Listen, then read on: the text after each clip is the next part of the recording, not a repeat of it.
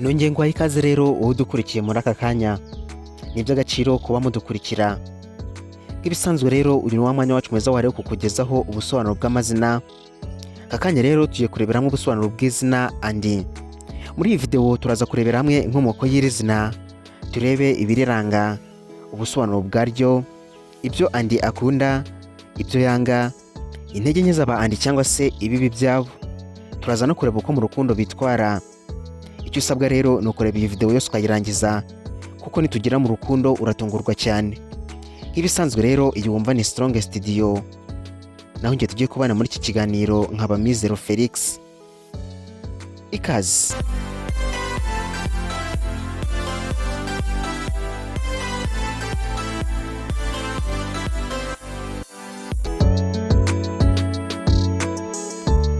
Izina andi rikomoka ku ndimi z'amahanga, cyane cyane Icyongereza. Iri zina rero rikaba rifite impine y'izina Andrea ku bagabo cyangwa Andrie ku bagore. Bityo rero rikaba rishobora gukunda guhabwa igitsina gabo cyane, ariko rero rikaba rishobora no gukoreshwa ku gitsina gore mu buryo bugezweho. Inkomoko yaryo rero, iri zina riva ku ijambo ry'Ikigiriki Andreas, risobanura umugabo w'intwari, umunyembaraga cyangwa umuntu w'intwari kandi ufite ubutwari. Ibi bituma rero izina andi rifatwa nk'irigaragaza umuntu ufite imbaraga z'umutima, ubutwari, kwigirira icyizere mu buzima bwe bwa buri munsi. Umuntu witwa andi rero akunze kurangwa n'imico yo kwigenga, kugira icyerekezo no gukunda gutekereza ibintu bishya. Aba ari umuntu ushishikaye mu buzima, ukunda gusabana n'abandi kandi ufite imbaraga mu byo akora.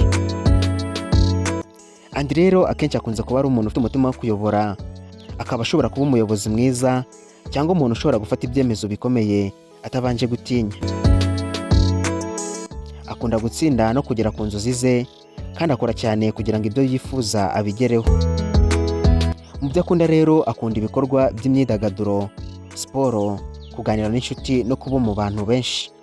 Akunda kandi kwiga ibintu bishya, gukora inshingano nshyashya no kwagura ubumenyi bwe mu buryo buhoraho.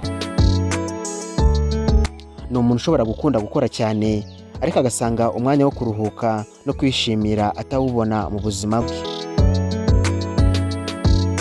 Ku bijyanye n'ibyo yanga rero, andi yanga kubuzwa ubwisanzure bwe. Yanga kugirwa umugaragu w'ibitekerezo by'abandi no kutagira ijambo mu byo akora. Ntakunda ubunebwe, uburyarya cyangwa abantu batagira intego mu buzima. Yangira kuri ibintu byose bishoboka kumubuza gutera imbere cyangwa kugera ku nzozi ze.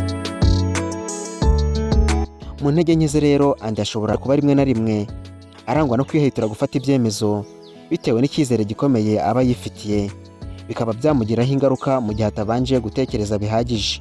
Ashobora kandi kugira impatience, akifuza kubona ibisubizo vuba, ndetse rimwe na rimwe agashaka kugenzura ibintu byose.